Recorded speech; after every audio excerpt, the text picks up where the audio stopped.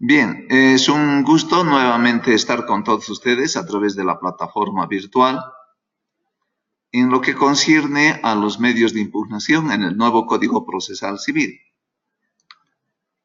En anterior sesión hemos revisado lo que concierne al campo teórico y doctrinal respecto a los medios de impugnación.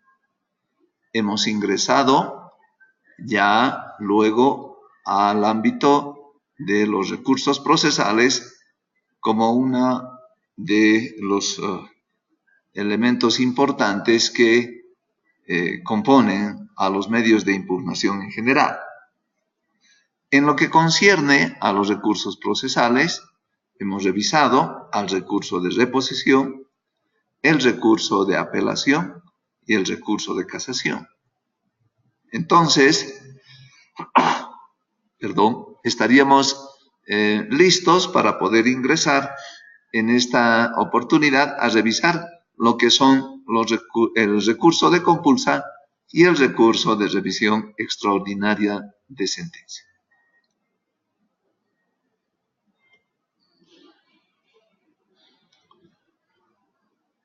Empecemos con el recurso de compulsa.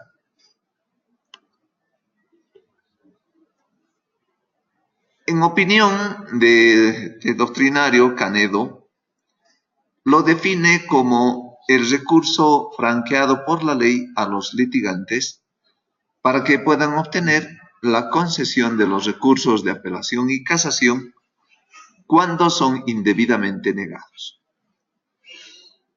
El recurso de compulsa es conocido en la mayoría de las legislaciones iberoamericanas como un recurso de queja por denegación, recurso directo o también denominado recurso de hecho. Hay que entender que puede existir una circunstancia no alejada de la realidad. Si bien la Constitución Política del Estado garantiza la aplicación del principio de impugnación, que permite a las partes dentro de un proceso judicial observar o reclamar respecto a una resolución judicial dictada en un determinado proceso,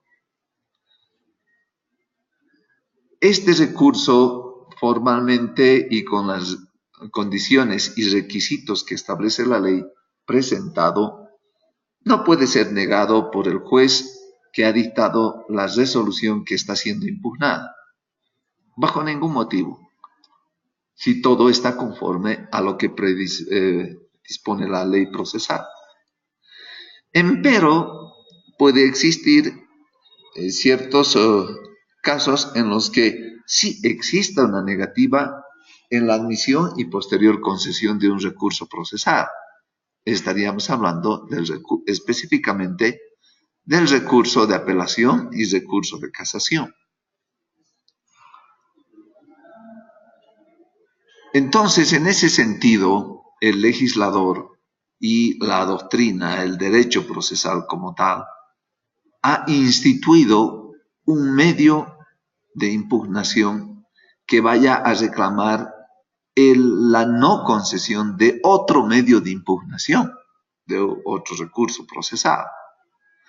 De ahí que vienen esas denominaciones que hemos podido conocer como recurso de queja por denegación, por ejemplo. Eduardo Couture sostiene que de ninguna manera puede quedar en manos del propio juzgador que pronunció la decisión la posibilidad o no de admitir el recurso, pues de lo contrario, dicho instituto quedaría desnaturalizado al depender de la voluntad del magistrado que profirió el acto atacado, y el amor propio excesivo conduciría a la conclusión de estimar justo o equitativo su fallo, su propio fallo. De ahí que la compulsa tiene una trascendental importancia, porque una multiplicidad de casos se ha visto en los que ha existido una negativa en la concesión de un recurso sin fundamento ni asidero legal alguno. Ojo que debemos recalcar que el juez sí puede negar cuando el recurso no cumple las condiciones establecidas por la misma ley. Como por ejemplo algo bien simple, el plazo procesal. No presentado el recurso en el plazo que dispone la ley, entonces estará en todo su derecho el órgano jurisdiccional de negar la concesión del recurso. Pero si esa negativa no se halla enmarcada en la legalidad, en la rectitud, en lo que dispone la ley procesal, entonces ahí estamos en un caso de una negación indebida, incorrecta, de la concesión de un recurso procesal.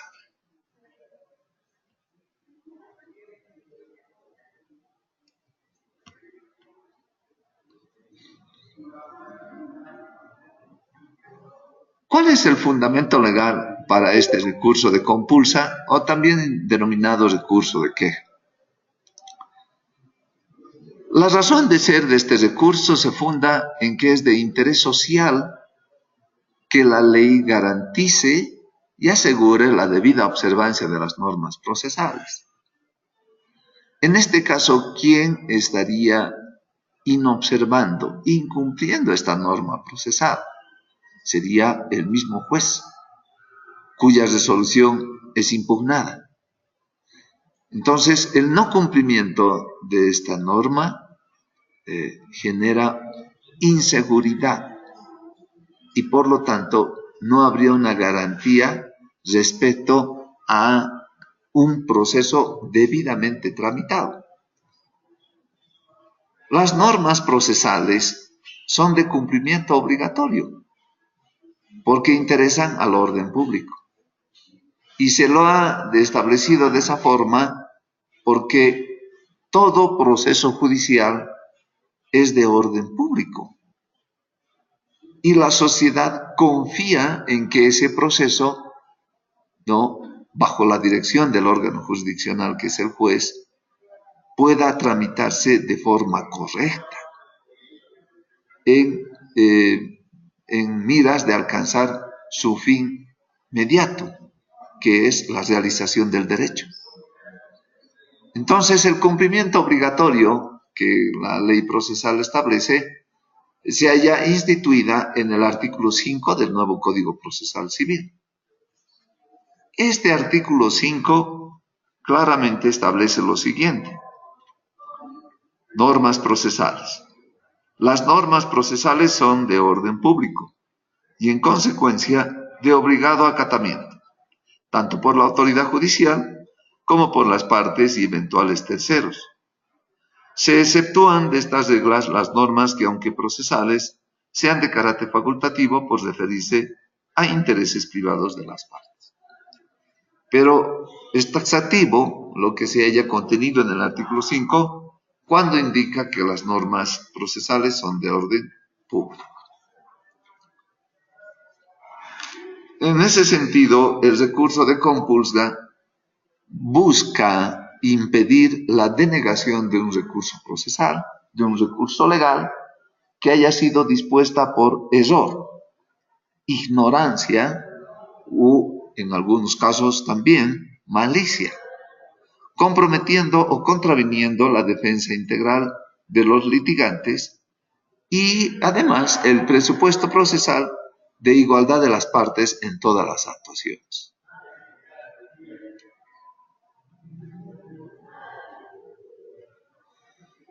Entonces, con ese preámbulo respecto a la teoría existente en relación al recurso de compulsa, ingresemos al ámbito del procedimiento. El artículo 279 del nuevo Código Procesal Civil establece la procedencia de este recurso y indica lo siguiente: el recurso de compulsa procede por negativa indebida del recurso de apelación o del de casación, o por concesión errónea del recurso de apelación, en efecto que no corresponde, a fin de que el superior declare la legalidad o ilegalidad de la resolución objeto del recurso. Tómese muy en cuenta este artículo 279 de que la negativa debe revestir el carácter de lo indebido, lo incorrecto, lo ilegal, por cuanto ningún juez puede negar a las partes la concesión de un recurso porque eso está garantizado en la misma Constitución Política del Estado.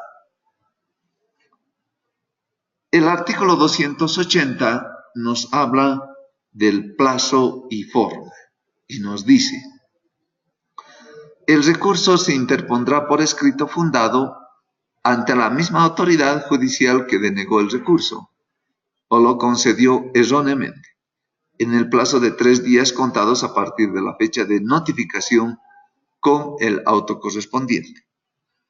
Tómese en cuenta que cuando se presenta un recurso procesal, este debe ser admitido o negado a través de una resolución judicial, que en este caso específico es un auto.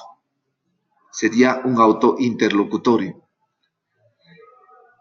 Ese auto habrá de ser notificado al interesado y a partir de esa notificación se hace el cómputo de los 3 días que se establece para poder deducir recurso de compulsa cuando se ha encontrado que existe una negativa indebida a la concesión de un recurso de apelación o de casación. Bueno, estas disposiciones son de carácter absolutamente instrumental y fácilmente comprensibles para todo litigante agraviado con una negativa indebida del órgano jurisdiccional a la admisión de un recurso procesal.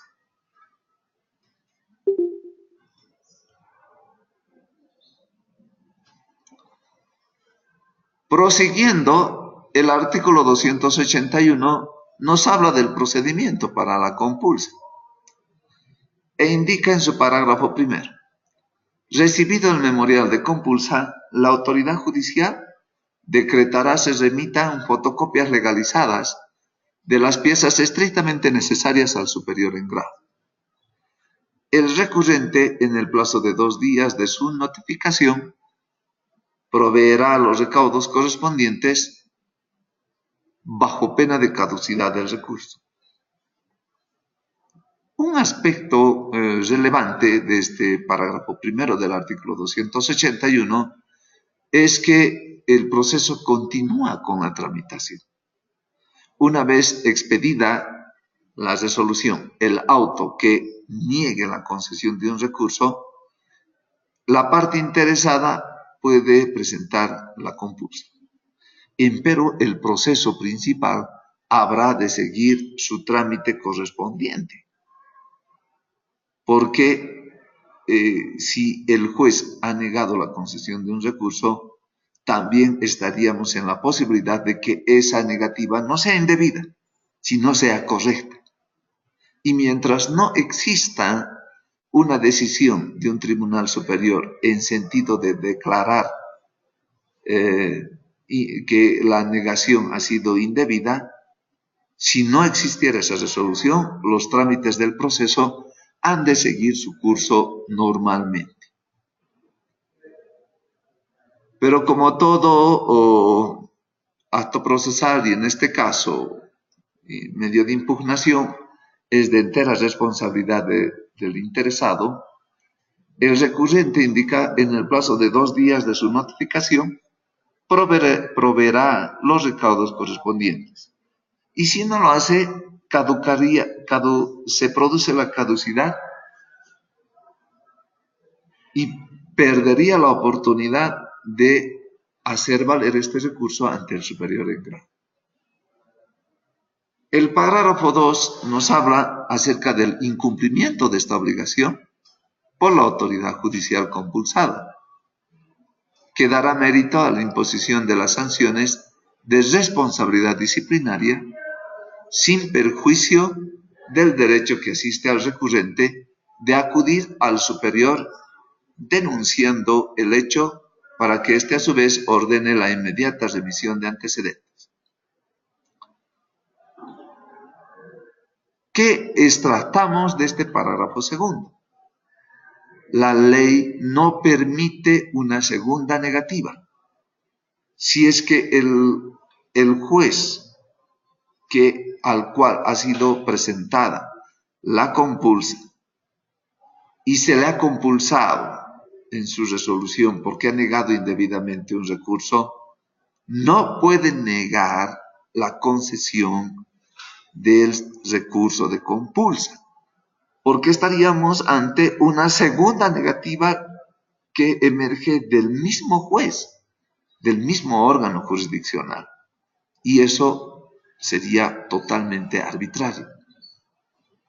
Entonces, esta segunda negativa, esta vez a la admisión del recurso de compulsa, tendría como sanción, ¿no?, el inicio de un proceso bajo o por razones de responsabilidad disciplinaria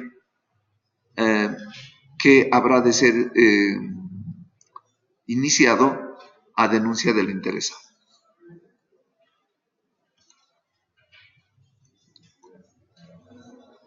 El recurso de compulsa, en su artículo 282, nos habla de la resolución. Entendemos que el interesado que ha sido negado en la concesión de un recurso de apelación o de casación presenta la compulsa al mismo juez que negó los otros recursos. Este deberá remitir esas fotocopias legalizadas, el legajo de la compulsa, al Tribunal Superior. Y este artículo 282 nos habla de que el Tribunal Superior dictará resolución en el plazo de 3 días de recibida la causa. Y esa resolución tendrá como declaración la legalidad o ilegalidad de la compulsa. En su parágrafo segundo nos dice: si se declarare la legalidad de la compulsa, ordenaráse sustancia o concede el recurso denegado según corresponde, librando al efecto provisión compulsoria. Entonces, el trámite es relativamente fácil y comprensible, porque de eso es lo que se trata. Se trata de no llenar de excesivos formalismos un recurso que busca una respuesta inmediata a la negación de un otro recurso procesal, si es legal o es ilegal. Entonces, declarada la legalidad de la compulsa, que quiere decir que el juez inferior efectivamente ha incurrido en una negativa indebida, y como tal el Tribunal Superior librará una provisión compulsoria. Ojo, si nos ha negado el recurso de apelación, el Tribunal Superior, en este caso, es la Sala Civil del Tribunal Departamental de Justicia que corresponde. Si nos han negado el recurso de casación, el Tribunal Superior es la Sala Civil del Tribunal Supremo de Justicia que conozca este recurso. Pero un poco vayamos a revisar qué se entiende por provisión. Y diremos que las provisiones son órdenes emitidas por los tribunales superiores a nombre del órgano judicial, dirigidas a tribunales o jueces inmediatamente inferiores para la ejecución de lo ordenado por ellos, so pena de que el inferior sea sancionado si no cumple la orden. Dentro de los actos de comunicación en un proceso, y en este caso dentro de la estructura del órgano judicial, hallamos a lo que se denomina las provisiones. Y estas provisiones son esos actos de comunicación existentes entre autoridades judiciales entre sí, ya sean jueces unipersonales o tribunales que componen vocales o magistrados colegiados.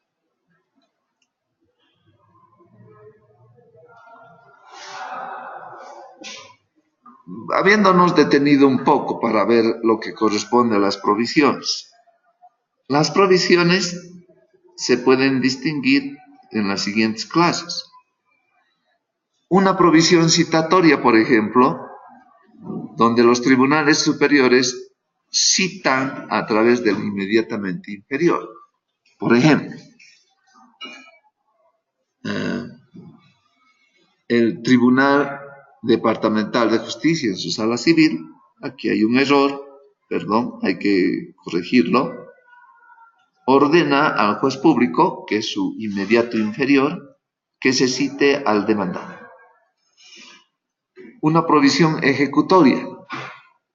El Tribunal Superior ordena al inferior que exija, por ejemplo, el pago de una multa. También existen las provisiones condenatorias.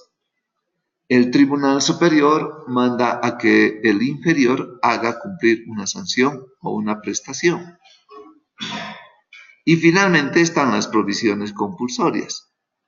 El Tribunal Superior ordena al inferior la compulsación de un documento o proceso.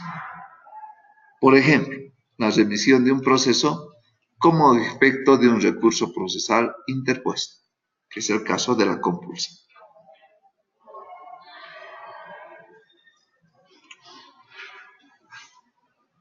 El artículo 283 en relación a este recurso habla de nulidad e inadmisibilidad. En su parágrafo primero nos dice: si el superior declarare legal la compulsa, todo lo actuado por el inferior a partir de la interposición del recurso será nulo de pleno derecho. ¿Por qué razón? Es una conclusión lógica. Si no hubiera negado la concesión del recurso y éste hubiese sido concedido, entonces todos los actos después de concedido el recurso, todos los actos quedarían sin efecto. No habría razón por la que se efectuarían estos actos procesales porque el recurso ha sido concedido. Pero en cambio, si se negó la concesión de un recurso y se ha continuado con los trámites del proceso y el Tribunal Superior determina legal la compulsa, entonces todo lo actuado ingresaría al campo de la nulidad. Pero no estamos hablando de la nulidad en general, lo estamos haciendo de la nulidad de pleno derecho. Un acto nulo con nulidad absoluta o de pleno derecho es un acto cuya nulidad es intrínseca, está en su esencia, y carece ab initio de efectos jurídicos sin necesidad de una previa impugnación, ¿no? Cuando decimos ab initio, quiere decir al iniciar, al principio. Entonces comporta una ineficacia inmediata, es ipso iure. Porque se dice ipso iure porque se ha indicado que es de pleno derecho. Y tiene un carácter erga omnes de la nulidad e imposibilidad de sanearlo por confirmación o prescripción. En palabras más concretas y en un resumen, podemos indicar que la nulidad del acto de pleno derecho supone que el acto es nulo sin necesidad de intervención del juez. Esa es la nulidad de pleno derecho.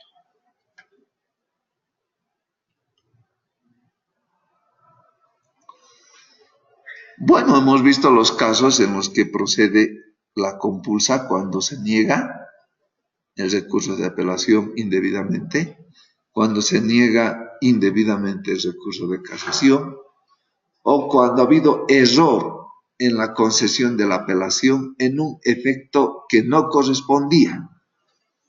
Vale decir, si debía ser en el efecto suspensivo, se lo ha concedido en el efecto devolutivo. Y si no fue en el efecto devolutivo, debía ser en el efecto diferido. Y así viceversa, de acuerdo a lo que establece la norma para los casos concretos. Ingresemos ahora a revisar el recurso extraordinario de revisión de sentencia. Este recurso es el denominado en toda la extensión de la palabra como un recurso extraordinario.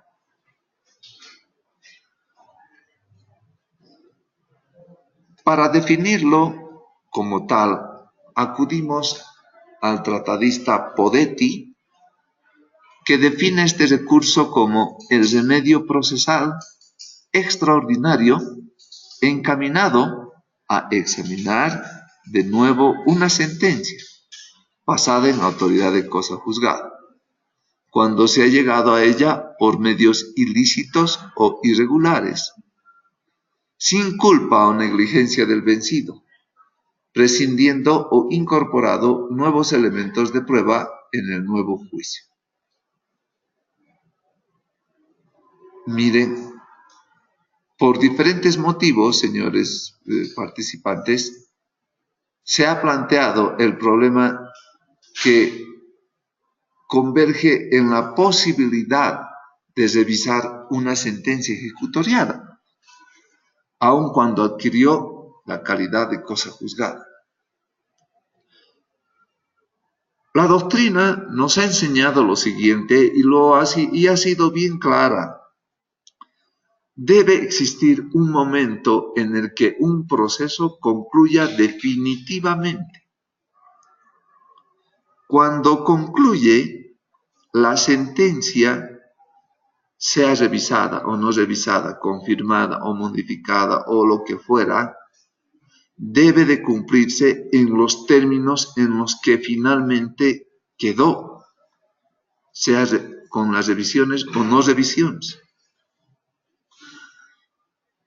Y el derecho nos dice de que esa necesidad de que todo proceso concluya alguna vez definitivamente da la razón a la aplicación de la figura jurídica de la cosa juzgada. Y la cosa juzgada no es más que la autoridad que ejerce una resolución judicial cuando ya no es posible modificar por ningún recurso, ninguna instancia, ni por obra o cuando las partes han consentido tácita o expresamente en su ejecución. Pero entonces, ¿de qué estamos hablando con el recurso extraordinario de revisión de sentencia? Si la doctrina nos da esa posición, ese criterio, nos dice entonces la revisión extraordinaria, este recurso extraordinario, se daría solo en casos extremos y expresamente admitidos por la ley procesal. Entonces tendría que existir, no, específicamente los casos señalados por la ley. Couture, Eduardo Couture, señala que la revisión es una exigencia política, ¿no? Y no propiamente jurídica. ¿Por qué? No es de razón, sino de exigencia práctica. Y como tal, sirve a la certeza y a la seguridad del derecho, y en especial al de la jurisdicción. Pero, ¿cómo concebimos estas razones o concepciones políticas de aplicabilidad del recurso extraordinario de revisión de sentencia? Para ello debemos revisar tres aspectos: el valor justicia, la verdad y la seguridad jurídica. El imperativo de que las decisiones judiciales lleguen en determinado momento a ser definitivas e inmodificables es indiscutible en materia de derecho, porque de lo contrario, ningún proceso culminaría y estaríamos en un caos. No habría credibilidad, no habría fe en la administración de justicia y eso generaría todo un problema social a la larga. Entonces, bajo esos aspectos, es indiscutible que en un momento determinado una sentencia pueda ser considerada inmodificable. Pero, tomando en cuenta este aspecto, aunque dicha seguridad no constituya un valor en sí, no hay duda de que es esencial y por ello seguramente ha existido en todas las épocas de la humanidad. Empero, por no tratarse de un valor en sí y no ser de razón natural en ciertos casos, ante el valor justicia inseparable del derecho, se debe buscar la verdad. Y cuando se busca la verdad para la aplicación de ese valor justicia, debe hacérselo inclusive por encima de la seguridad. Entonces, en ese sentido son, insistimos, casos muy excepcionales los que justifican la alteración y revisión de la cosa juzgada.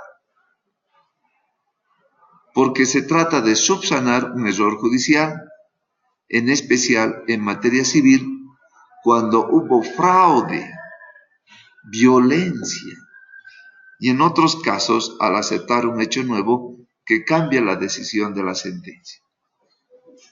Entonces, estamos ante la posibilidad de que una sentencia contenga, haya sido pronunciada como resultado de actos totalmente ilegales, injustos, incorrectos, como son el fraude, la violencia y otros actos que inclusive ingresan en el ámbito del delito. Pero vayamos a revisar cuáles son los casos de procedencia del recurso extraordinario de revisión de sentencia.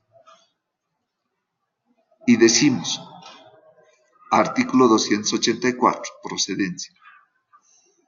Habrá lugar al recurso extraordinario de revisión ante el Tribunal Supremo de Justicia de una sentencia ejecutoriada en proceso ordinario en los casos siguientes. Primero, si ella se hubiere fundado en documentos declarados falsos por otra sentencia ejecutoriada, que se hubiere dictado con posterioridad a la sentencia que se tratare de rever. 2. Si habiéndose dictado exclusivamente en virtud de prueba testifical, los testigos hubieran sido condenados por falso testimonio en las declaraciones que sirvieron de fundamento a la sentencia. Miren, señores participantes, vale decir, en el primer caso, documentos declarados falsos por otra sentencia ejecutoriada, estamos ante la presencia de un delito. Cuando se habla de un documento falso, está inmerso, está tipificado como tal en el Código Penal, ¿no? Estamos hablando de la falsedad material como delito y que generalmente trae aparejada a la falsedad ideológica, ¿no? Quien ha ideado o ha concebido el falsear un documento o influye para que otra persona haga esta circunstancia, entonces estamos ante la presencia de los delitos de falsedad material e ideológica. Entonces, una sentencia que se haya fundado en documentos falsos Por supuesto que no cumple la finalidad de la aplicación del derecho y de alcanzar el valor justicia. Es una sentencia irritada que no puede quedar vigente ante la presencia de lo que es la justicia como tal. Lo mismo pasa en el parágrafo segundo, cuando nos habla de prueba testifical y que los testigos hayan sido condenados por falso testimonio. Es otro delito.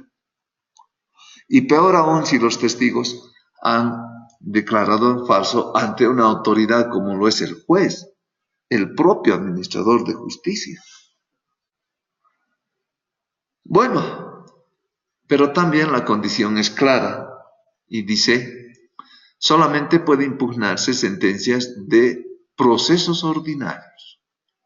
Ojo, solo sentencias ejecutoriadas en procesos ordinarios. Y debe tramitarse otro proceso judicial distinto para demostrar cada una de las causales de procedencia del artículo 284. ¿No?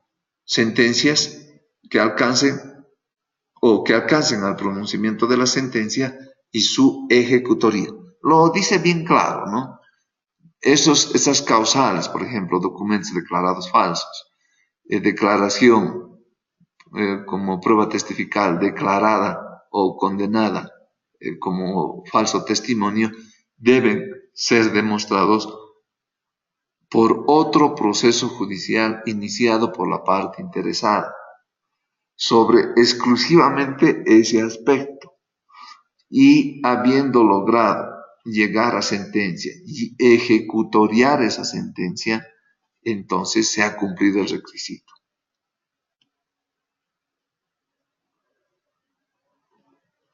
Siguiendo con los casos de procedencia. Hemos visto el numeral el parágrafo primero, parágrafo segundo, iremos al parágrafo tercero, donde indica que si se hubiere ganado injustamente en virtud de cohecho, violencia o fraude procesal, declarado en sentencia ejecutoriada, entonces también se está ante la presencia de delitos, como es el cohecho, la violencia o fraude procesal.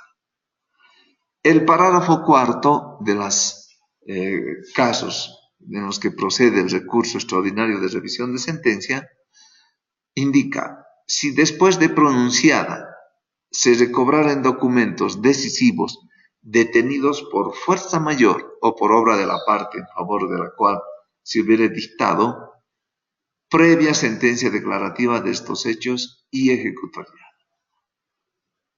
Una de las causales, que no incluye una conducta dolosa o delictual, es la causal cuarta, pero solo en su primera parte, atribuyendo importancia a un motivo de fuerza mayor, que a mi criterio personal, por ejemplo, yo les digo, señores participantes, debería incluirse la palabra insuperable.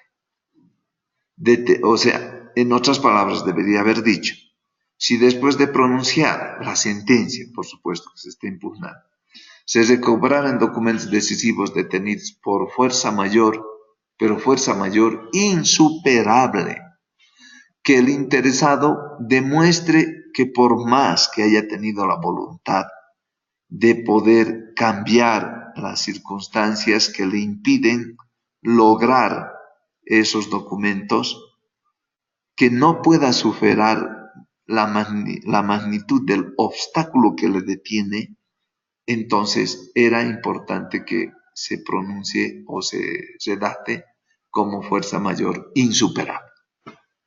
Pero bueno, está así, de esa forma, y así se ha aprobado el código. Siguiendo con este recurso extraordinario, el artículo 285 nos habla de la legitimación. El recurso extraordinario de revisión será interpuesto por quienes hubieran sido parte en el proceso ordinario, por sus sucesores o causavientes a título universal o particular. Entonces, el requisito es haber participado activamente dentro del proceso ordinario cuya sentencia estaría siendo sujeta a recurso extraordinario de revisión. El artículo 286 nos habla del plazo y nos dice: el recurso extraordinario de revisión solo podrá interponerse dentro del plazo fatal de 1 año, computable desde la fecha en que la sentencia quedó ejecutoriada. Entonces nos preguntamos nosotros si será suficiente 1 año para iniciar un otro proceso judicial a fin de demostrar los casos en los que procede este recurso. Pues seamos claros y concretos y objetivos. 1 año no es para nada suficiente. Entonces ingresa el párrafo segundo y dice: si se presentare vencido este plazo, será rechazado de inmediato. Sin embargo, si durante 1 año no se hubiere fallado aún en el proceso dirigido a la comprobación de las causales señaladas en el artículo 284 del presente Código, bastará que dentro de este plazo se hiciere protesta formal de usar el recurso, el cual deberá ser formalizado en el plazo fatal de 30 días computables desde la ejecutoría de la sentencia pronunciada en dicho proceso. Bueno, como ya hemos indicado hace un momento atrás, el plazo de 1 año para iniciar un proceso y llegar a su sentencia y ejecutar esa sentencia no es un tiempo suficiente. El párrafo segundo del artículo 286 nos dice que podemos hacer la protesta formal de uso del recurso. ¿Ante quién? Por supuesto que ante el Tribunal Supremo de Justicia. Para que estos señores tengan presentes que sí estamos tramitando, cumpliendo y que se llama reuniendo los requisitos necesarios para presentar este recurso. ¿Y qué va a ocurrir? Presentada la protesta formal del uso del recurso, en nuestro proceso posterior para demostrar los casos de procedencia puede durar 1, 2 o 3 años. Llega al tercer año, se declara ejecutoriada la sentencia, entonces a partir de ese momento tenemos el plazo de 30 días para poder formalizar el recurso extraordinario de revisión de sentencia.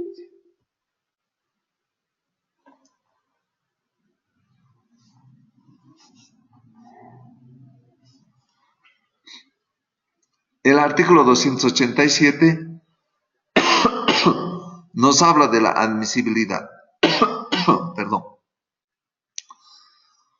Bueno, estas disposiciones también son de carácter absolutamente instrumental y fácilmente comprensibles para el trámite respectivo, por lo que no hay mayor comentario, pero vayamos a ver cuáles son. El recurso extraordinario de revisión será admisible siempre que cumpliere los requisitos siguientes: presentación de las fotocopias legalizadas de las sentencias respectivas con certificación de sus ejecutorías. Vale decir, en el otro proceso que hemos iniciado para demostrar el caso en que procede este recurso, entonces se ha llegado a sentencia, nos sacamos una fotocopia y la legalizamos, pero no es suficiente. Debemos de solicitar al juez del mencionado proceso posterior, debemos solicitar una certificación de secretario del juzgado donde con fecha actual establezca que esa sentencia ha alcanzado su ejecutoría. 2. Expresión concreta de la causa que se invocará y los fundamentos que se alegarán. Uno de los casos que componen la procedencia de este recurso debe de estar claramente desarrollado, expuesto en este recurso. Indicación del juzgado donde se encontrara el expediente en el cual se pronunció la sentencia impugnada. Bueno, para los fines de ubicación. Y presentación de tantas copias o fotocopias del recurso como partes hubieran intervenido en el proceso que se deberá. Entonces, de esa forma se cumplen los requisitos de admisibilidad. Procedimiento. El artículo 288 nos habla de que el Tribunal Supremo de Justicia, una vez verificado la observancia de los plazos y los requisitos señalados, dispondrá que el tribunal o juzgado donde se encuentre el proceso lo remita en el plazo máximo de 10 días y emplazará a las partes que hubieran litigado en el mismo a sus sucesores o causavientes para que contesten al recurso en el plazo de 30 días computables a partir de la citación.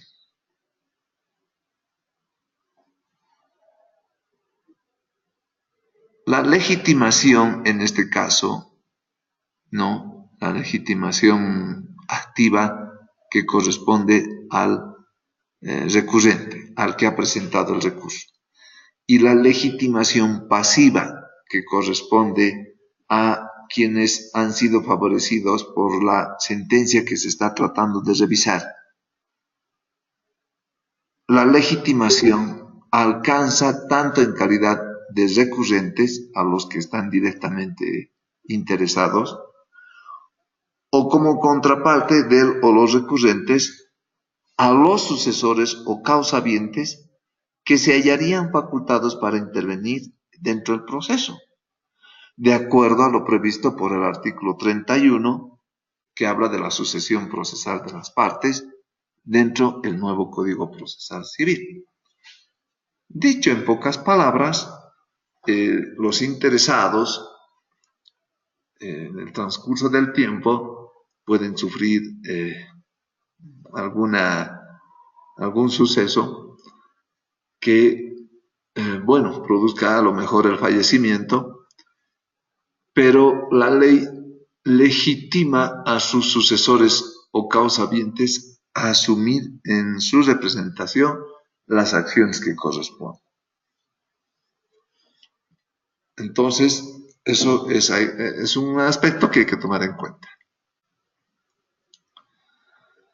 Respondido el recurso, se observará el trámite previsto para los procesos incidentales. Bueno, hay que tomar en cuenta de que este recurso no va a ser resuelto por ninguna sala del Tribunal Supremo. Al tratarse de un recurso esencialmente extraordinario y que va a revisar una sentencia en calidad de cosa juzgada, pues la ley del órgano judicial ha dispuesto que sea la Sala Plena del Tribunal Supremo de Justicia quienes se encarguen de resolver este recurso. Sala Plena. Por la importancia que merece la revisión de una sentencia, recalcamos que ya ha sido ejecutada y tiene calidad de cosa juzgada. En el memorial de presentación del recurso o en cualquier momento del procedimiento, la parte recurrente podrá pedir la suspensión de los efectos de la sentencia impugnada. El Tribunal Supremo de Justicia dará curso a la petición si de las circunstancias resulta que el recurso pudiera estar fundado y exista la posibilidad de que la demora del trámite pudiera causar perjuicios graves a la parte recurrente, en cuyo caso se deberá prestar garantía suficiente. Bueno, lo que aquí se trata de prevenir es que se sigan llevando a cabo actos jurídicos procesales que hagan imposible tal vez volver al estado inicial de cosas si es que este recurso es declarado procedente.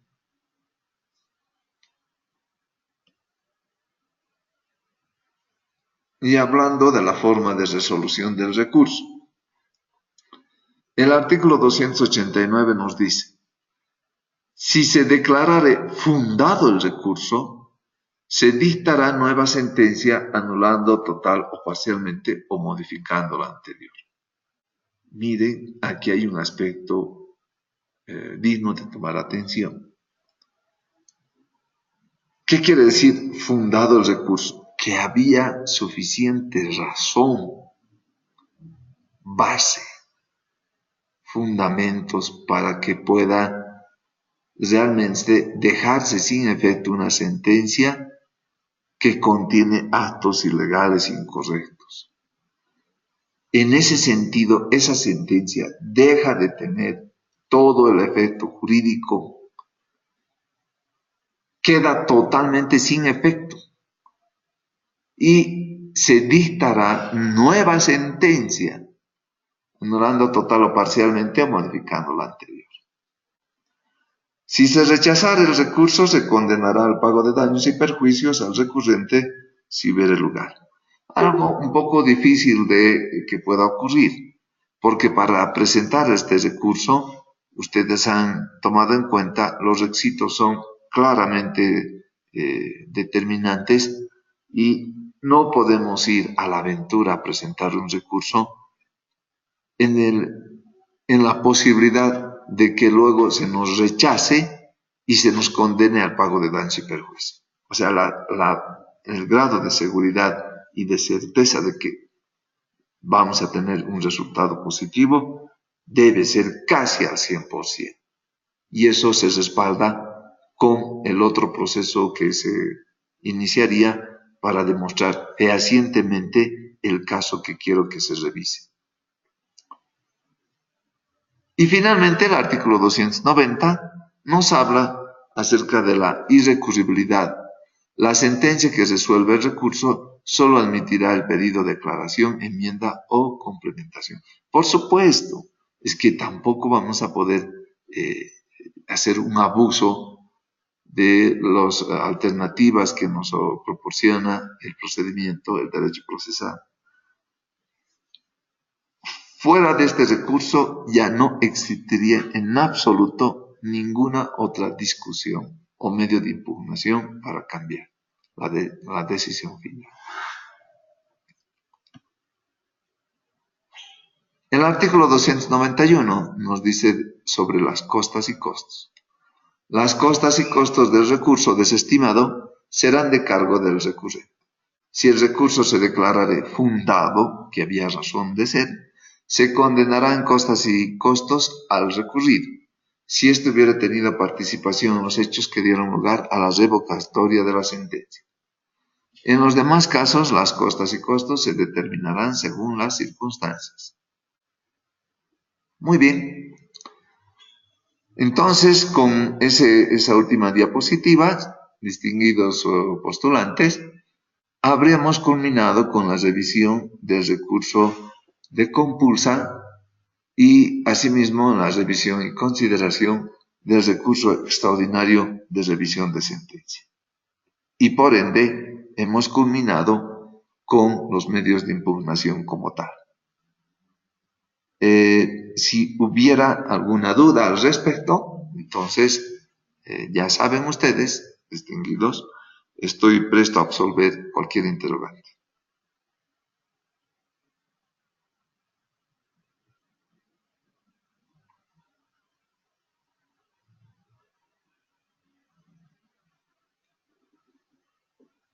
Bien, indicarles lo siguiente, les agradezco mucho la comprensión de que hayamos podido adelantar la clase del día de mañana. El día lunes normalmente vamos a continuar con los horarios habituales y estaríamos ya ingresando en el ámbito de la metodología.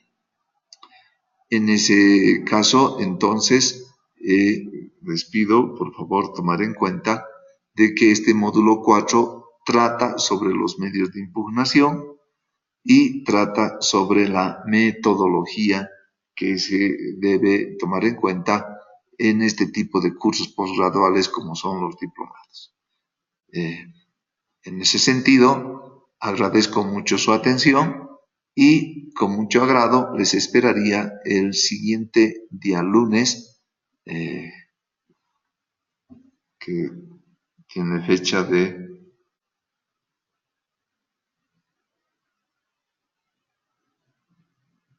lunes 18 de diciembre en el horario de las 7:30 que hemos establecido. Muchísimas gracias, señores miembros participantes, y que tengan muy buenas noches. Buenas noches, doctor. Buenas noches, Edgar. Doctor, buenas noches. Buenas noches, Blanquita.